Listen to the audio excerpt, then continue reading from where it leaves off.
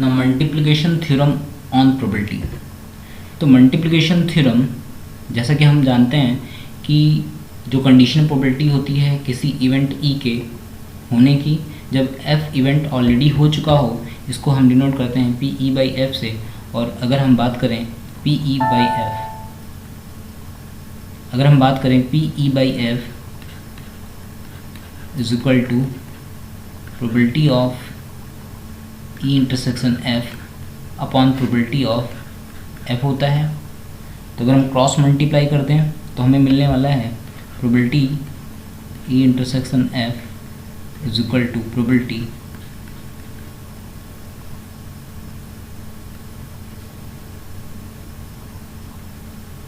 F into probability E by F.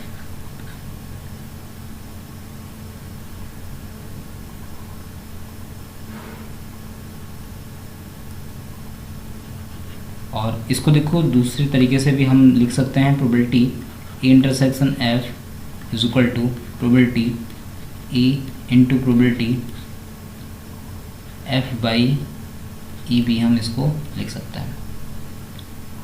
तो अगर हम यहाँ पे ऑब्जर्व करें तो यहाँ पे मल्टीप्लिकेशन है, दो प्रोबेबिलिटीज़ का मल्टीप्लिकेशन है, इसी वजह से इसको बोलते हैं मल्टीप्लिकेशन थ्योरम ऑन प्रोबेबिलिटी।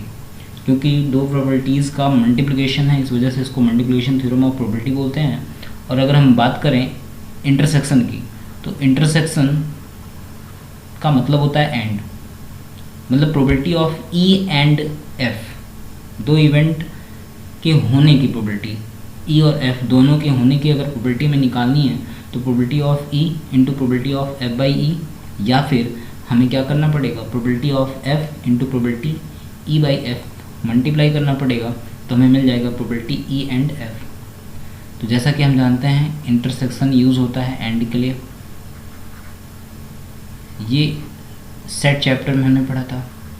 और अगर हम बात करें मल्टीप्लिकेशन थ्योरम की, तो मल्टीप्लिकेशन थ्योरम में जो होता है एंड, वो मल्टीप्लाई के लिए होता है, तो इस वजह से यहाँ पे मल्टीप्लाई हो रहा है। अब अगर हम बात करें कि इसे हम कैसे इसे कैसे हम समझेंगे, कैसे हम इसको याद रखेंगे कि कैसे हम इंटरसेक्शन को हम समझें, अगर हम इस मल्टीप्लिकेशन थ्योरम को समझने की कोशिश करें, तो अगर हम लिखें इसको पी ई इंटरसेक्शन एफ, तो पी इंटरसेक्शन का मतलब होता है एंड। तो मान लो हमारे पास कोई सैंपल स्पेस है, इस सैंपल स्पेस के दो हमारे पास इवेंट्स हैं ई और एफ, और दोनों ही हो रहे हैं, ये भी इवेंट हुआ, ये भी इवेंट हुआ, और यहाँ पे एंड लिखा हुआ है पी ई एंड एफ। तो जब इवेंट ई और एफ दोनों होगा तो कहीं ना कहीं एक इवेंट होने के बाद दूसरा इवेंट होगा। मान लेते हैं कि ई इवेंट हो गया, अगर ई इवेंट हो गया तो हम इसे लिखेंगे प्रोबेबिलिटी ऑफ इवेंट ई, और हम इनटू करेंगे प्रोबेबिलिटी। अब प्रोबेबिलिटी ई हो चुका है, अब प्रोबेबिलिटी एफ, अब अगर इवेंट एफ होता है, अब अगर इवेंट एफ होता है तो हम इसे लिखेंगे इवेंट एफ, लेकिन इवेंट ई ऑलरेडी हो चुका है तो हमें इसे लिखना पड़ेगा प्रोबेबिलिटी एफ बाई ई, क्योंकि ई इवेंट हो गया है तो सैंपल स्पेस रिड्यूस हो जाएगा और रिड्यूस होकर ई हो जाएगा। तो ऐसे में P intersection F is equal to probability of E into probability of F by E होगा।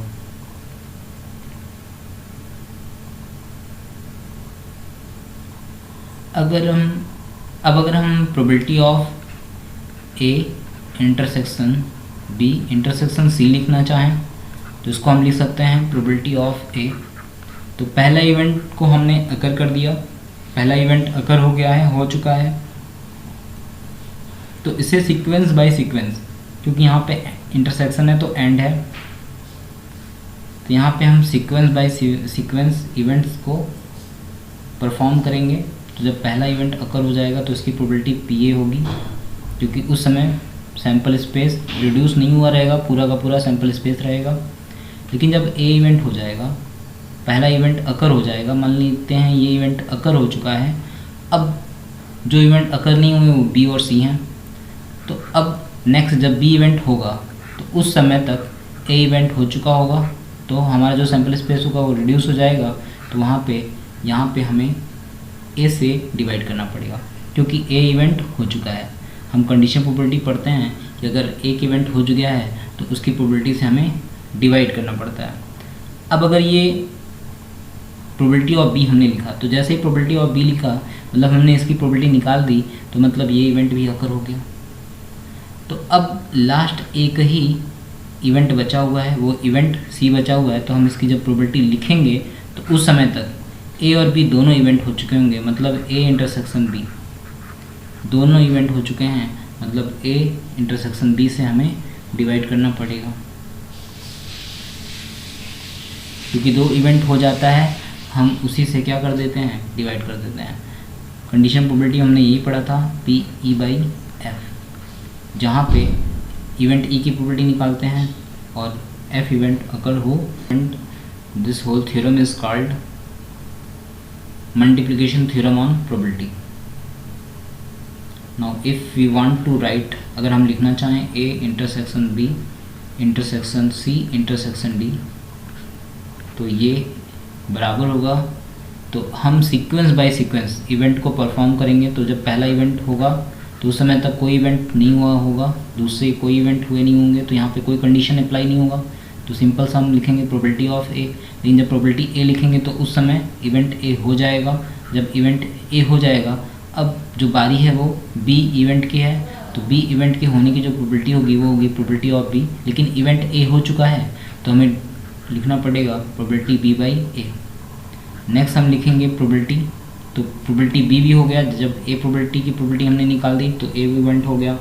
जब दूसरी बार हमने बी की प्रोबेबिलिटी लिख दी तो बी इवेंट हो गया। अब ए और बी दोनों इवेंट हो चुके हैं, तब सी इवेंट के होने की जो प्रोबेबिलिटी होगी वो जाएगी सी डिवाइडेड बाई, क्योंकि अब ए और बी दोनों हो चुका है तो जो कंडीशन प्रोबेबिलिटी हो जाएगी सी की, probability of C when A and B both are occurred it is written as probability C divided by A intersection B. इसका मतलब है प्रोबेबिलिटी ऑफ सी और ए और बी हो चुका है इनटू, अब हम लिखेंगे probability of the last one, ये भी हो गया। अब हम डी की प्रोबेबिलिटी लिखेंगे तो प्रोबेबिलिटी ऑफ डी, और यहाँ पे हम लिखेंगे जब डी इवेंट की प्रोबेबिलिटी निकालेंगे उस समय तक इवेंट ए बी और सी तीनों हो चुका होगा। तो तीनों के इंटरसेक्शंस से हम क्या करेंगे, डिवाइड कर देंगे। इंटरसेक्शन का मतलब एंड, यानी इसका मतलब है probability of A B C तीनों इवेंट हो चुके हैं। So this is multiplication theorem. इसको हम ऐसे भी लिख सकते हैं, probability of A probability of B by A into probability C upon A B. So A B means A intersection B, तो इससे ध्यान रखना होगा कि ए बी सी अगर लिखा है तो इसका मतलब है A intersection B intersection C.